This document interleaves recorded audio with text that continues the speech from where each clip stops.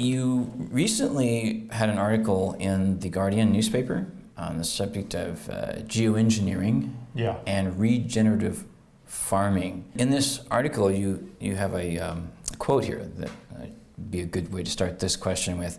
A quick fix mindset in geoengineering must be transformed to one that seeks a humble partnership with nature if we are to address climate change. So there are, I assume, scientists that are suggesting that geoengineering is a methodology that needs to be used. And you, in this article, talk about regenerative farming as one thing. First of all, how would you distinguish between the two?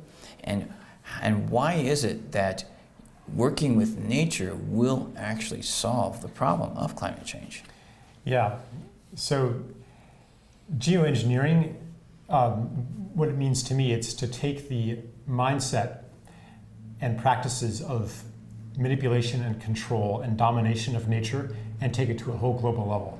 So one of the proposals is, well, temperatures are rising, so we need to cool them, and one way to do that is to envelop the planet in a cloud of sulfate aerosols. What could go wrong, right? Right. And that will reflect sunlight and it'll reduce the temperature, right? Problem solved. Well, so that mindset, though, that essentially, for one thing, it's not a systems-oriented mindset. It's a very linear mindset that doesn't appreciate the interrelated complexity of nature and the homeostatic balance of the planet. That it doesn't see it as an organism. It sees it as essentially an engineering problem. That's part of the crisis. Yes. Another part of the crisis is to see nature as valuable for its use to us. Instrumental utilitarianism, you could call that.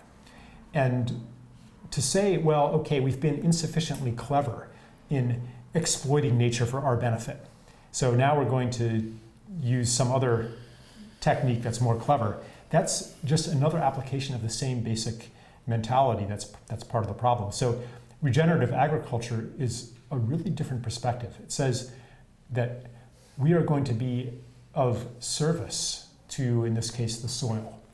And we know that by rebuilding the soil, we're also going to benefit ourselves.